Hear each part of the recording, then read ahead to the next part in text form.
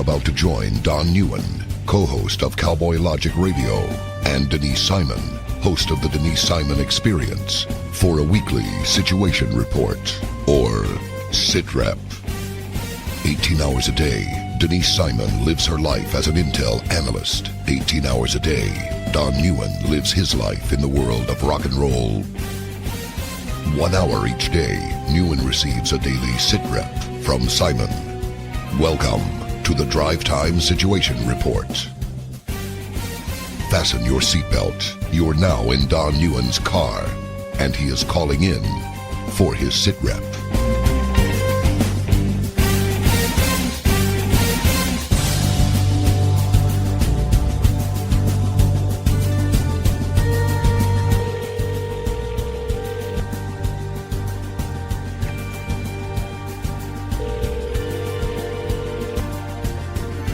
Smello.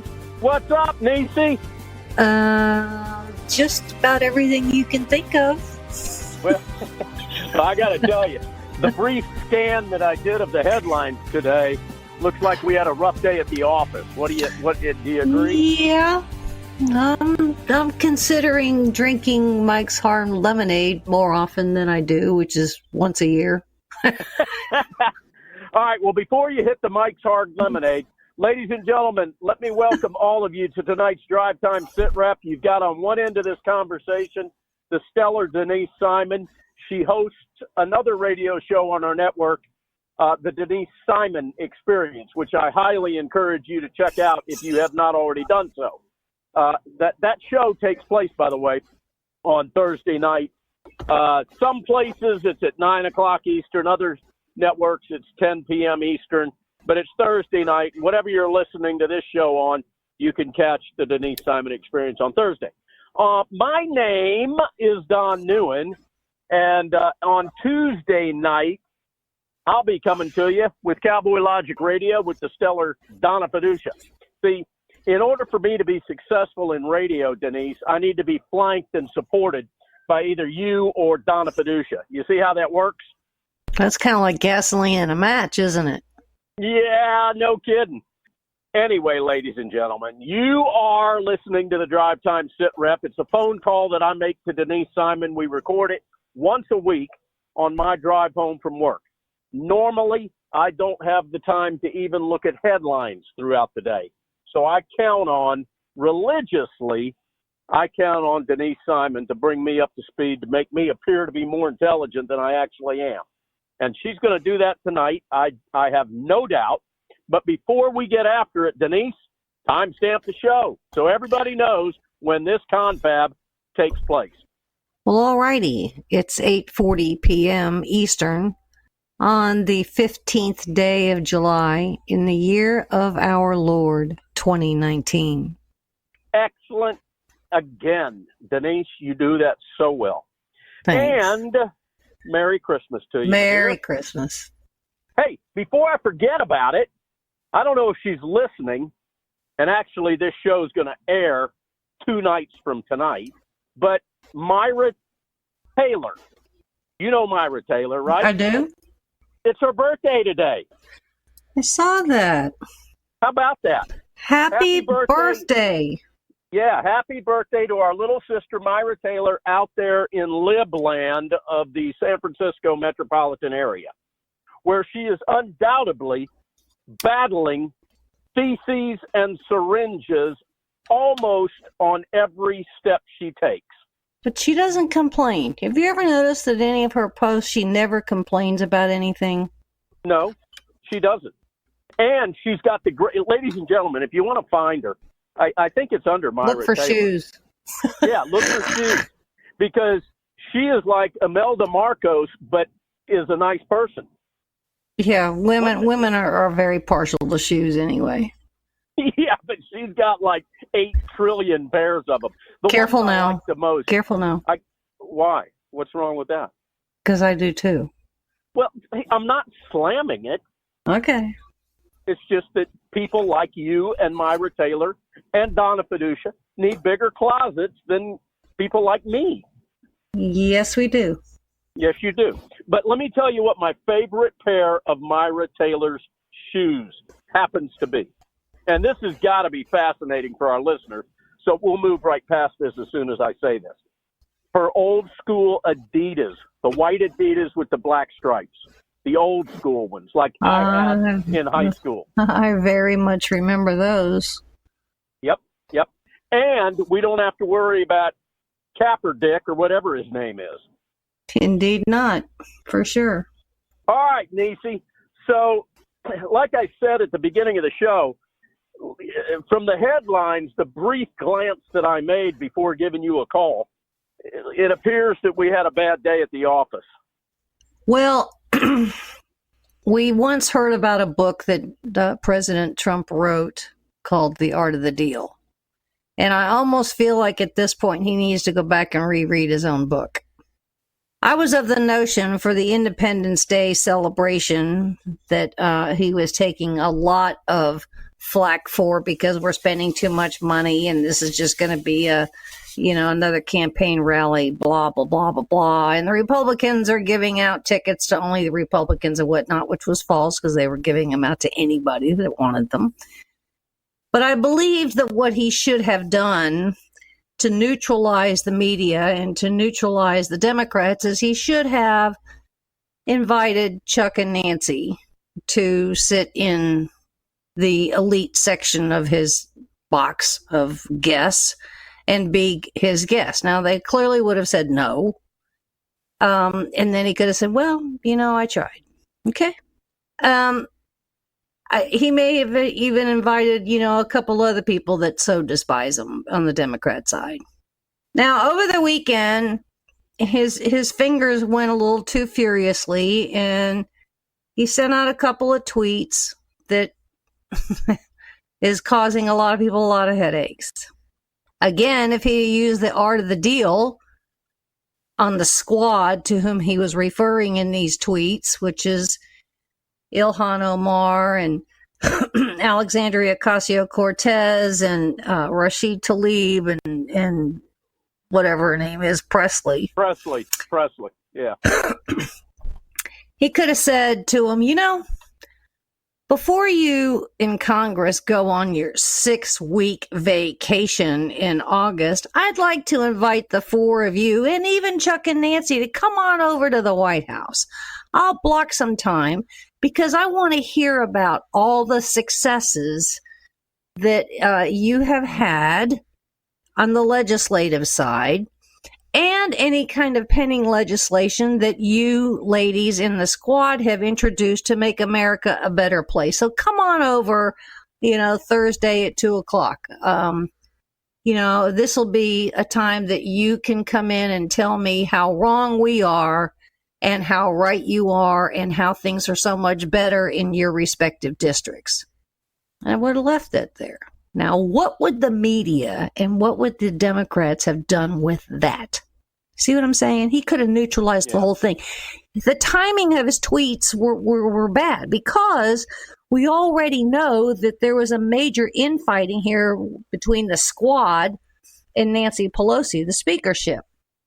She was losing control. The squad were calling Nancy, racist and all this other kind of stuff. And then he decided, what do you do when the other team is fighting? You just kind of shut up and watch them fight, right? Watch them go down, watch them dig a deeper hole. But he wanted to get into it. Right. Okay. He pissed gasoline on the fire. He did. And he just didn't need to go there. He could have, if he wanted to go there, he could have done it a very interesting way that would have neutralized the whole thing. But now I think the Democrats are going to rally around the squad again. The poor girls in the squad. So they came out this afternoon with their own presser. And then he decided he was going to tweet during that. So Pelosi apparently today has announced that they're going to do a letter in the House. They're starting with the House Democrats, and it's going to essentially filter throughout the whole House, condemning his racism, if you will, and disgraceful language, his low standards, blah, blah, blah, blah, blah, blah. I don't know who is actually writing the resolution. I think it may be Congressman Tom Malinowski, Democrat from New Jersey, who apparently is writing this condemnation resolution. And that apparently Pelosi was on the phone this afternoon calling a couple of people over on the Republican side, imploring them to, one, speak out against Trump and his tirade, and two, that they needed to vote with the Democrats if and when this resolution comes to the floor. He was in the catbird seat. He was actually winning this whole thing, and he torpedoed himself. I agree. And the sad thing about it is, I agree with what he said. I just don't think he should have said it. Well, look, you know what I'm saying? I mean, it goes back to this. Every once in a while, I don't mind him being a bull in the china shop. It's what we need. This was not defensible. In this case, he could have, if he didn't want to neutralize the whole thing, if he wanted to send out a tweet, he could have said something like, I'm really sad to see this squad, promote their dislike of Israel, the fact that they don't understand that we are not putting people in cages and separating families because these people are legal and doing all the right things. There's lots of things that he could have done to neutralize it. He just needs somebody in that White House needs to kind of give him a little list of tweets that he can send out every day if he feels like he wants to do that. And,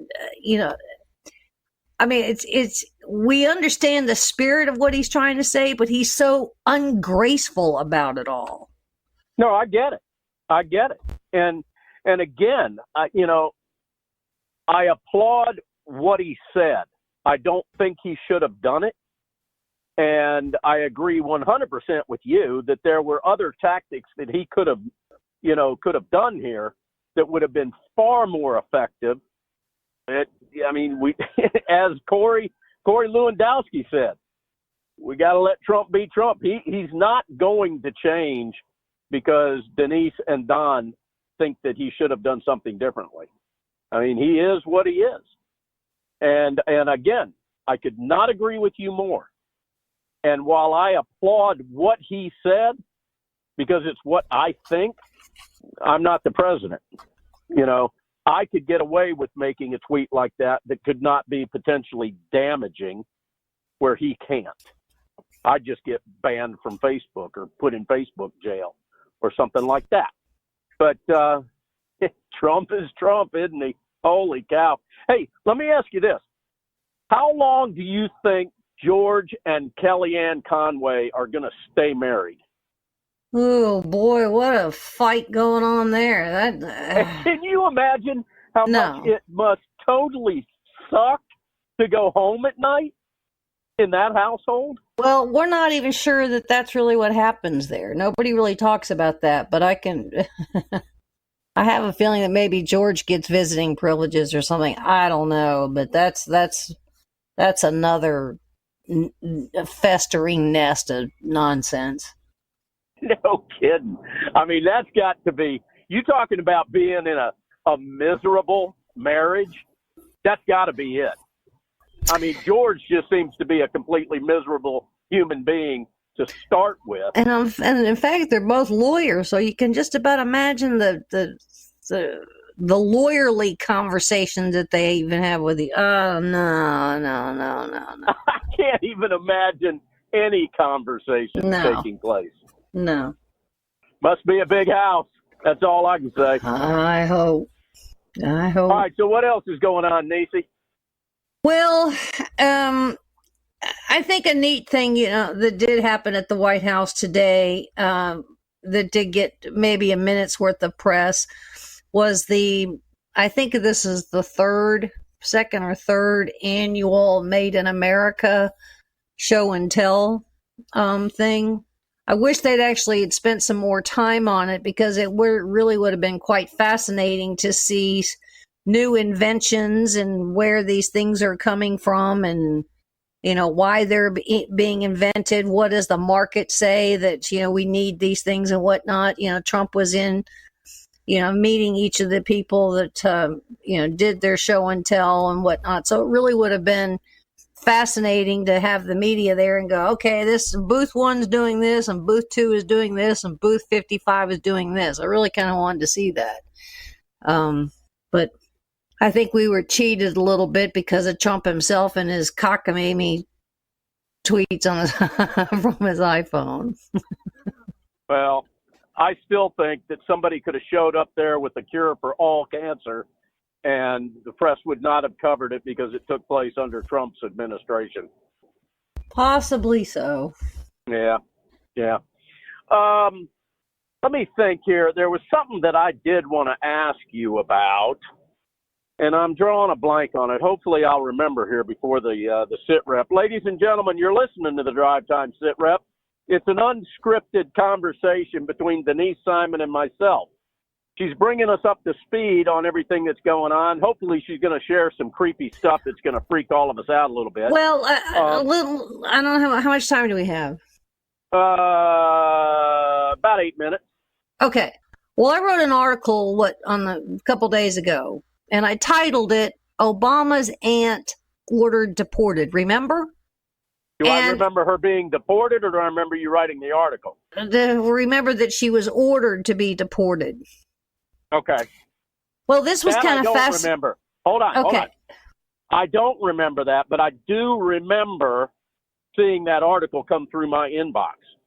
I wrote it for a couple of reasons. Why did I see that come through my inbox, Denise? Because you're subscribed to my website. Which is what all of our beloved listeners should do. And how do they do that real quick? They go over to the front page and they subscribe. I know, but help them out. What's the website? founderscode.com. There you go. Free, and Denise does not sell your email address. Okay. No. So, okay. All right. So let's. I wrote this. Obama.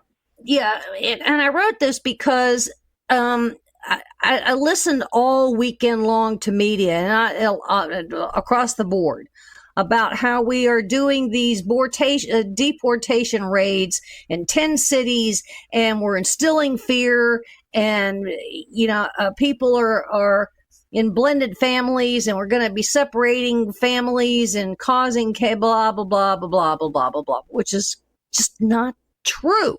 But they kept saying it all weekend long.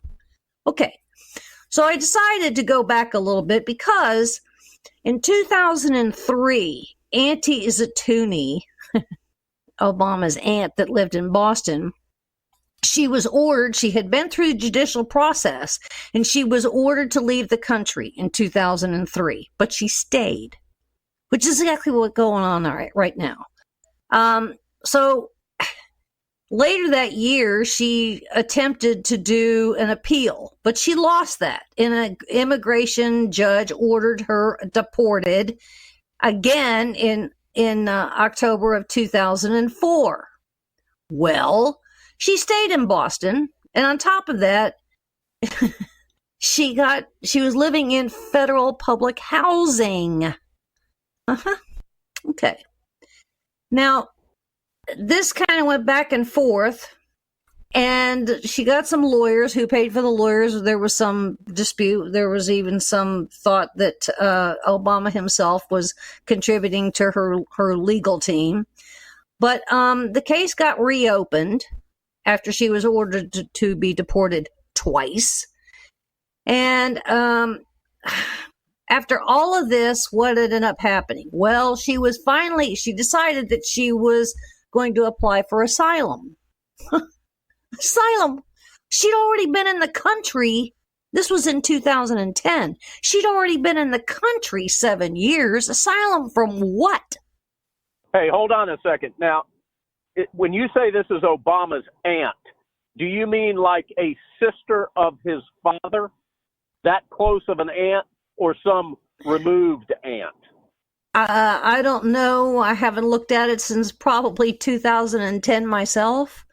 Okay. But, okay. but they did speak. She had actually gone to the White House a couple of times, so she was close. Lovely. Yeah. Okay. So after all of that nonsense, she was ordered twice and should have been deported. That's the kind of thing that the Trump authorized ICE to do this weekend and from ongoing. These people are deported. I've been ordered. They've been through the process, not once, but twice. They got to go. Okay. Because they're now fugitives. They're defying law. They're defying a judge. It's kind of like, okay, the judge has ordered El Chapo Guzman, 6 life sentences. Oh, just kidding. We're going to go ahead and send him back to Mexico. You see what I'm saying? It's stupid. Yeah, I agree. All right. But Ice baby. The Democrats won't say anything like that. Well, another interesting case came up in 2008 that's got a minute worth of media. And this is a fellow by the name of Jaco Paligi. Well, who is he? Well, he happened to be a former Nazi labor camp guard in German-occupied Poland. Somehow this cat made his way after, we defeated the Nazis. He made his way out of Poland, out of Germany, and ended up residing in Queens, New York. Fascinating. So ICE knew about him. They finally found him and figured him out. And what did they do? They deported him. And they deported him to Germany and said, hey, Germany, you deal with this guy. Okay, do we want a Nazi labor camp guard that ought to be tried for war crimes and crimes against humanity, just living freely in Queens for the rest of his life? I don't think so. Okay. So now I mentioned El Chapo. Okay. Well, do we want to just kind of say we went through this trial with El Chapo for 3 weeks? The United States had spent all kinds of resources for years. Remember, the guy escaped from Mexico prison twice. We finally were able to extradite him. He's killed people from Latin America to Mexico to the United States. He's sitting in a jail cell in New York, waiting, I guess, to be fully sentenced or sent away or whatever. But are the Democrats going, we don't care what ICE says, what judge has to say. We're just kind of kidding on this cat. Give him a break. Or how about these MS-13 people, members, and you haven't heard a single Democrat talk about MS-13, which are members of they're armed robbers, they're rapists, they're terrorists, aggravated homicides, human trafficking. Do we want to send those people back to El Salvador? Or are we just going to go, no, just kidding. They can stay and continue to do what they're doing, right? So then I decided to go. That's the liberal mentality, yes. Well, yes. Because they potentially could vote. So I decided to go over to what I know to be the ICE's fugitive list. And the fugitive list is quite fascinating because it is a database full of cases where these illegals have committed some nasty crimes like MS-13 does. And the judge has ordered them to be deported. But they're still here. And I list a couple of names in the article that I wrote last week. One guy's hanging around Tennessee, but he felt like he had a DUI vehicular homicide. So he was ordered to be removed in November of 2017. What did he do? He bailed out of Tennessee, and the last place we knew where he might be was Louisiana. Swell! We got this guy running around here, right? All right, hold on. We got to go to break. Ladies and gentlemen, but we're going to pick up right where you left off, Denise, when we get back to the bottom of this break. Ladies and gentlemen, you are listening to the Drive Time Situation Report with Denise Simon. My name is Don Neuen. We're going to be back in just a couple of minutes.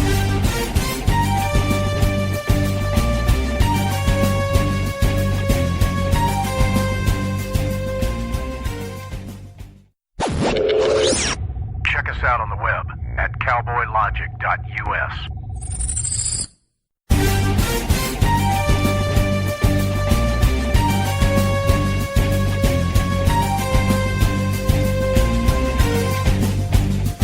Welcome back to the Drive Time Sit Rep, ladies and gentlemen. My name is Don Neuen. I co-host the show Cowboy Logic Radio.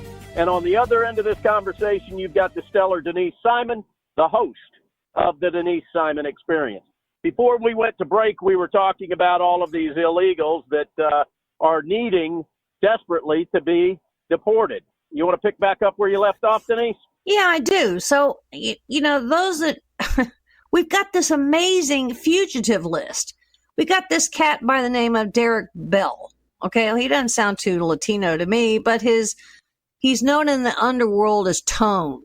And he was hanging around Detroit. Well, what is his deal? Well, he had a 9-count indictment of forced labor, money laundering, extortion, massive human trafficking. And there's even a $25,000 reward for the guy. Now, that's who ICE is going after. Hello, Democrats. Hello. Do we really care about Auntie Zatuni? Well, we kind of do, because she'd been ordered twice by a judge. But, we can't go get her now. I think she just recently died a couple of years ago anyway, so we obviously can't go get her. But nonetheless, she's not a threat. Not like these other cats that I just listed, right? So, yeah, but is she on a voter roll someplace? Can she vote? Maybe Philly or maybe Boston? In Southern California? Yeah, I mean, there's a pretty good chance that she might be able to vote in a half a dozen districts. So then I'll go on. Especially if she's dead. The 9/11 Commission report had a specific entire chapter devoted to illegal immigration or immigration. Okay. And that was done so we need to necessarily remember, because I had to go do some stuff to go find this out. But I gave a couple of, for instances, where at least 6 of the 9/11 hijackers, they came into the United States on a travel visa, a temporary tourist visa, and they didn't leave. Okay. And it got so bad during the time that these 6 were able to obtain driver's licenses, in Florida, Virginia, New Jersey, and California. Does Juan Williams know anything about these guys? Especially, for instance, let's talk about Hani Hassan Hanjour, shall we? Okay, here's a cat who first came to the United States in 1991 to study English in Tucson, Arizona. He'd been in the United States since 1996. He lived in Oakland, California. He studied English. He received his flight training in Scottsdale, Arizona. He left in 96, came back in 97. He obtained an FAA commercial pilot certificate. Wait a minute. Hold on. Everybody I know that comes to study English has flight training. Isn't that kind of weird? Especially if they've got a name like Yabba Dabba Doo. Yeah, exactly. How could he get through it? Yeah. Okay, but he got an FAA commercial pilot certificate. He left again in 99, and then he obtains an F1 student visa from when he was in Jeddah, Saudi Arabia in 2000. And what happened? Well, he came back again. Why? Because he's going to study English. Get this. At a place called Holy Names College in Oakland, California, but he never showed up for class. Really? He didn't even enroll. And his entry permit to study English had expired at the time of the 9/11 attacks on the United States. He lived in San Diego, Phoenix, and Mesa, Arizona, had a Virginia's driver's license, blah, blah, blah, blah, blah. So do you think somebody ought to just go grab Juan Williams by his tie and say, dude, let's go back and let's review a few things. Shall we? Shall we review Auntie Zatuna? Shall we review El Chapo? Like, yeah, we're just kidding. We don't care what judges have to say. Or, any of these MS-13s, or how about any of these 9/11 terrorist attackers? Exactly. But old Juan will just give you the famous deer in the headlights look. You know what I mean? Well, we got Kamala Harris, we got Cory Booker, we got Elizabeth Warren, we got, Nancy Pelosi. Hillary Clinton even weighs in. Nancy Pelosi says she reads from a piece of paper. If they don't have a warrant from a judge, then don't open the door. Well, I can tell you that they ain't showing up unless they have the judge's orders that this cat's supposed to be deported. Exactly. Are they being hidden by families? Yes. Are they being hidden in churches that are, the original sanctuary places? Yes. Are they being protected in sanctuary cities? Yes. How many people are on the list, on the fugitive list? Do you know that there's about 1 million? About 1 million. And let me guess, and this, you read every one of them. I did not. But he was only going to deport, around 2,000 this past weekend? How many did we deport? Do you have any idea? No, they're not saying. They refuse to say. I sat here and watched the emails coming from ICE and Border Patrol today, and they didn't say a damn word about it. Hey, I tell you what, though, Denise, this past weekend, now, on Sunday, Donna and I did not frequent a restaurant. But I did read articles saying that there's the service and the quality of service could be disrupted and that everybody that was running restaurants was freaking out. I wonder why they would say that, Denise. Mm-hmm. Mm-hmm. Well, let's change horses here, shall we? Let's go talk about Jeffrey Epstein. He's such a, Denise, he's a nice Jewish boy. Well, he is that. He's all of that. All right. So he shows up. Are you going to give us facts, or are you going to give us the Democrat spin? No, I'm going to give you facts. I'm the fact. Okay, so he shows up in court today because his lawyers had proposed 14 conditions for his pretrial release. He wants to be released. And it included the use of surveillance cameras, GPS monitoring, guards, blah, blah, blah, blah, blah, blah, blah, blah, blah, blah, blah. So the judge just couldn't make a decision today. And this is how stupid and trouble we are on whether he is to be kept in prison or kept in jail until trial, or that he's going to be released. And he offered up about $77 million for his release. So it's been put off until Thursday. What an idiot judge. Whoever the judge is, I don't know. But this is kind of cool. Not a whole lot to have to think about there, Denise. No. But this is kind of cool because he's only 3 cells away from who? Ding, ding, ding, El Chapo. Oh, really?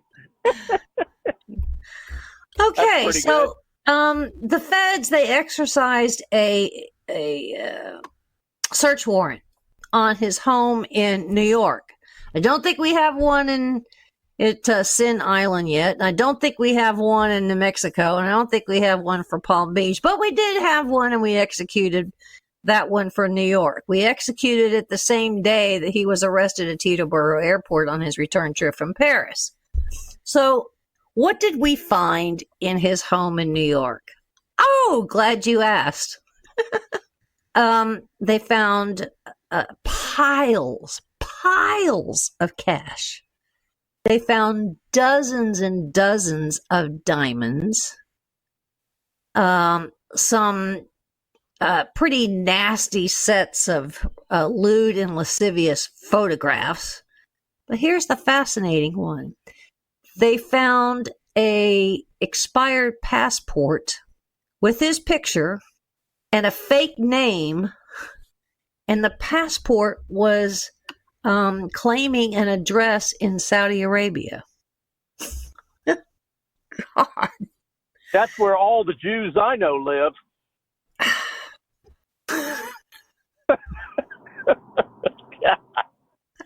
So here we are.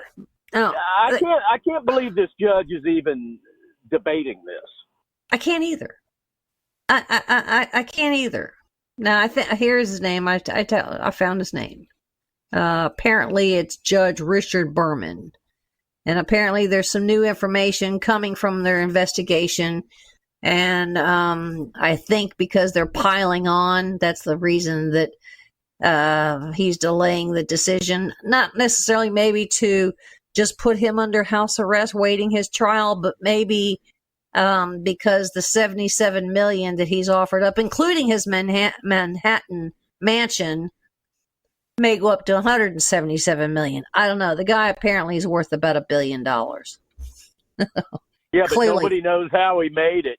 Well, this is what I think the journalists are doing an awful lot of work on, because it appears that he used, as a ploy, he would get people like Prince Andrew or, some of these other ones, and, Bill Clinton. And they would do all these nefarious, nasty things. And then he would actually force them to invest in something. It's kind of like a pay to play. He was blackmailing them. It was blackmailing them. But we haven't really found anybody yet that was part of his hedge fund. Still looking, however. An interesting thing happened because it came up on my radar a couple of days, right during his arrest or directly after his arrest, that apparently there was some chatter that he was working for the feds in some capacity. So that got my attention. And there's a high probability that that could be true because of the people that were in his black book. Now, when Alexander Acosta walked out with Trump at the White House the other day and officially tendered his resignation, said he was leaving in a week, interesting in all the questions that he took, one of the questions from somebody in the press was,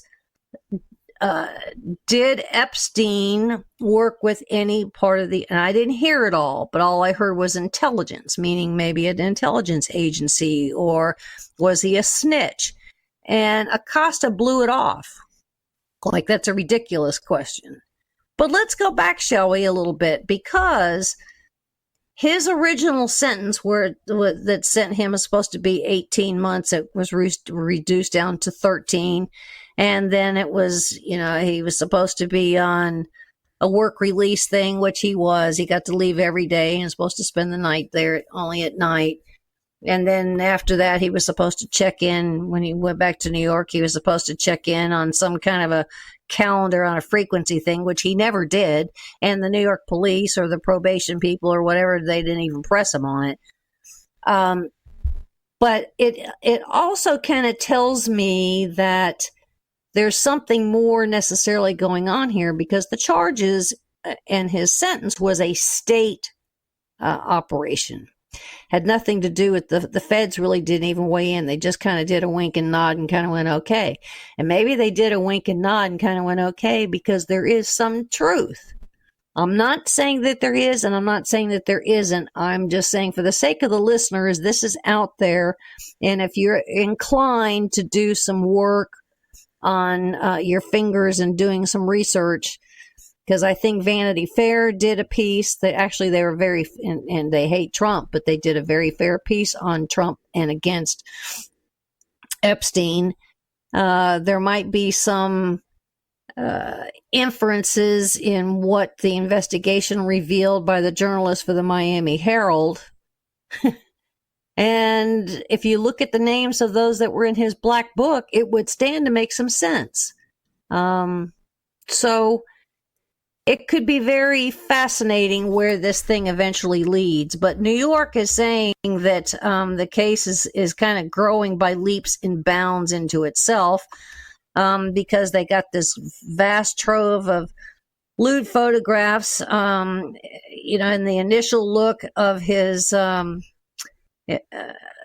search warrant in New York. We think that there may be more to the sex trafficking altogether.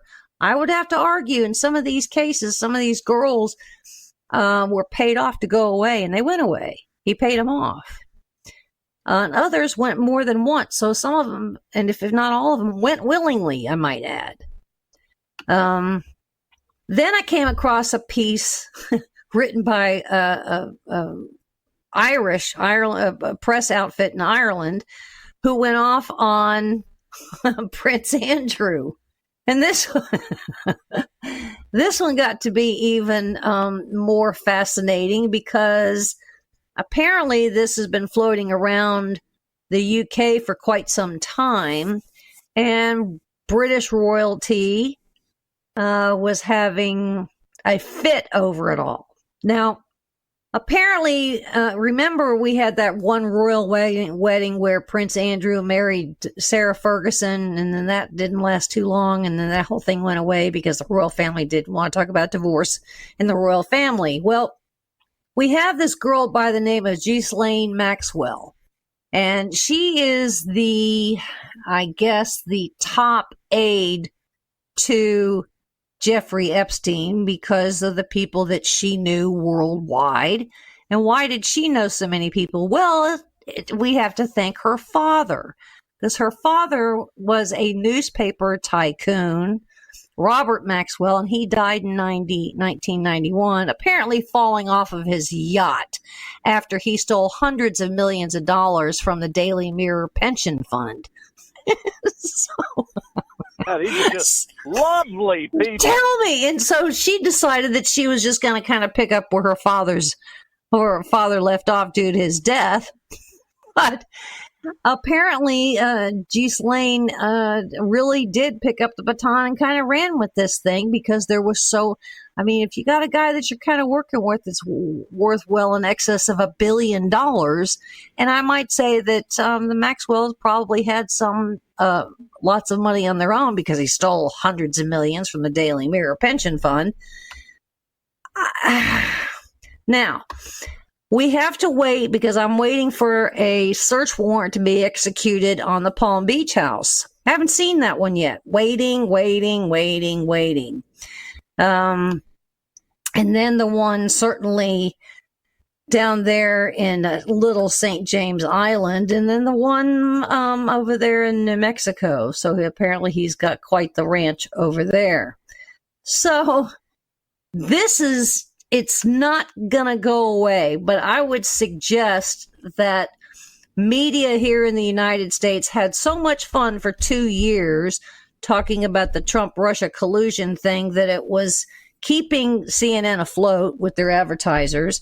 It was keeping the Washington Post subscribers subscribed because they wanted to know all that.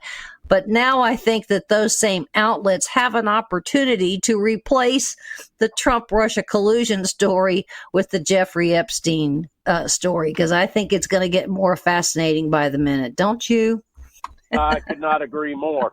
I could not. And the thing is, you know, these left-wing outlets are going to be doing everything they can to try to, tie Trump to Epstein. And I just don't think it's there.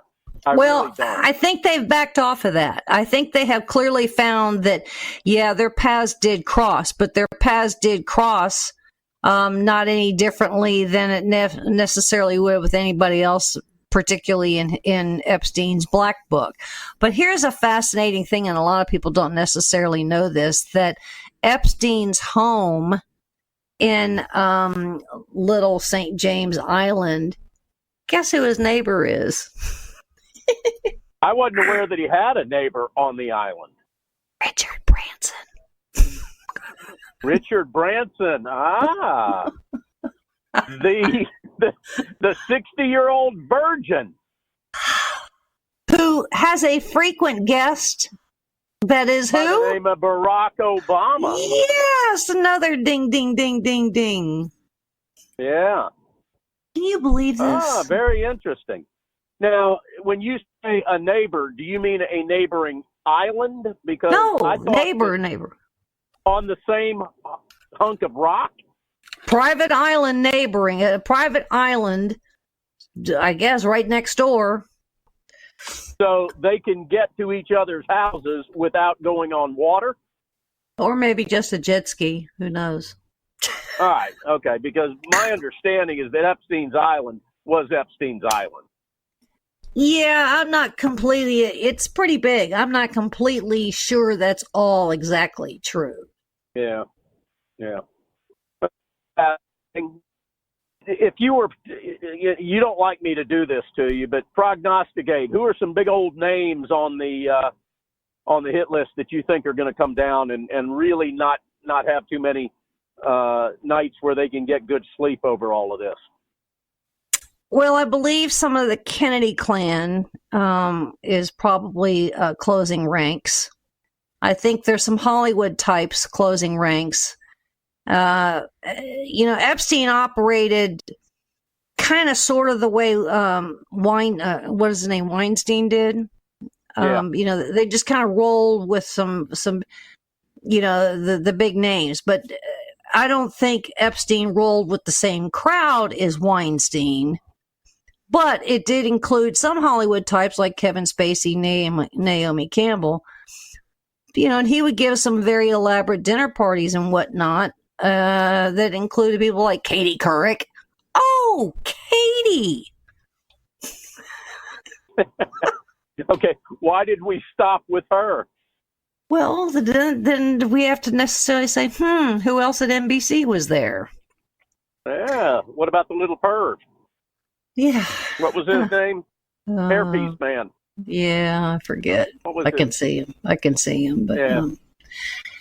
So I would just say, if anybody wants a really good time, and some of it might be hard to read, but if you really want a good time, just kind of sit back and watch this Epstein thing play out, because I think it's going to end up being a fascinating story of which we don't know where the beginning is, and we certainly have no clue at where it's all going to end.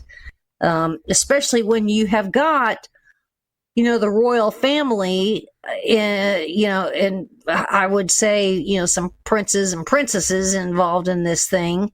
So you can about imagine the diplomatic cables that were going back and forth at the time. And who's closing ranks over there in Britain? I mean, shoo. Right. Hey, by the way, I remember what I wanted to ask you earlier. Mueller gets bumped a week from the 17th, I guess, to the 24th. If at all. What's the reason for that? The real reason? And the real reasons were he will testify. The real reasons were the Democrats. Right. Because he said, I'm only going to give 2 hours, which says that those are on the committee don't get, a whole bunch of them. They're all supposed to get 5 minutes. Well, Nadler was cutting them off and essentially cherry picking those that could ask questions. So the Democrats went nuts. And of course, I think they cut out a lot of the Republicans too. So that's where it all fell apart. And I think on the original plan that he was meeting the Judiciary Committee in the morning and then the Intelligence Committee in the afternoon. Now, all of this is in flux. We're not even sure this is going to happen at all, because he's kind of like, you guys can fight all you want. I'm over this. You're not going to get anything out of me. So not too sure. Now, Nadler says it's going to proceed just a week later, but we don't know what the proceed means. And we don't know where that's going to go. Do you believe that guys like Meadows and Jim Jordan are going to be able to hit with hard enough questions that it's going to force Mueller to either look like he's lying or answer? They can ask all the questions I think they want to ask. He's probably not going to answer them. But here's the thing. By virtue of asking the question itself becomes a fact. You see what I'm saying? Right. But the Democrats will do the same thing. Yeah, I get you. We've only got about 2 or 3 minutes here. What about the blackout in New York? What are your thoughts on that? What do you know about it? Well, originally they said that there was a fire in a transformer, which is always the knee-jerk excuse. And now they're not saying why it happened. They're just not. All right. And it went from 29,000 people that were scrambled, I think, to closer to 60,000 that it affected. Right. What about remember a week or so ago when Pence's trip was abruptly They're still canceled? not saying. Somebody asked him that question night before last, and the answer was, we're not ready to disclose that, but in due time we will. What do you think? I have no idea if they're waiting this long. I have no idea. It's got to be something at least significant, wouldn't you think? It might have to do with something about a Supreme Court judge retiring. What have you heard about that? And I'm assuming you mean Ruth Buzzy Ginsburg. I would say. Well, come on. Let me see how much time we got. You got 2 minutes. Come on, expand on that. Well, I would just say, I mean, I think it would be something of that significance. I don't know that that's it, but, they're officially on recess, and maybe there's some chatter that she's not coming back from recess, Well, how long is the recess for? Oh, I don't think it goes back. They don't go back into session until September. All right. I can't imagine him canceling a trip just for that. Well, I only put it out there because whatever caused his plane not to take off out of Washington was big enough that they felt like, hey, we need to get some balls rolling here and make some assignments here real fast. So it could be something as important as a Supreme Court justice leaving, or, maybe it has to do with some crisis that's dealing with China, Huawei. I mean, it has to be big for that to happen, because I agree. There are telephones on all these planes now that he could have handled it by telephone. Couldn't agree with you more. Ladies and gentlemen, you've been listening to the Drive Time SITREP with Denise Simon, and as always, I know I speak for each and every one of you. Denise, we appreciate the fact that you brief us as concisely and in layman terms as you do every time we do a SITREP. It's invaluable information, and we thank you. Thank you. I encourage you guys to go to founderscode.com, founderscode.com. That's Denise's personal website. You can follow all of her great work there. And again, put your email address in the subscribe box, and then you'll start getting each one of her articles that she does. It'll come right to your email.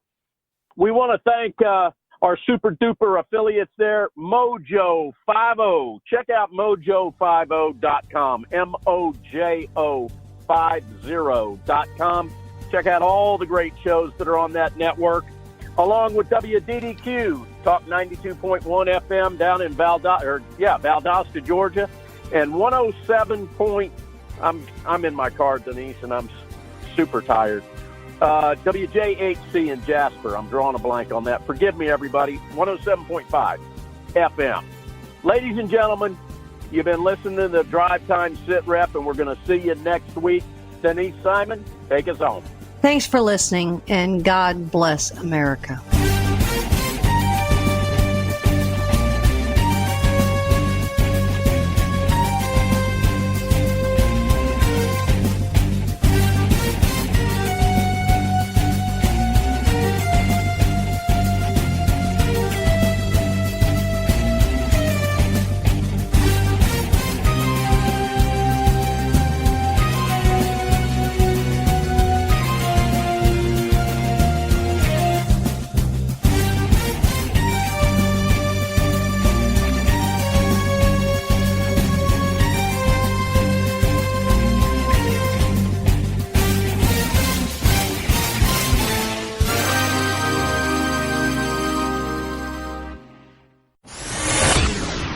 Check us out on the web at cowboylogic.us.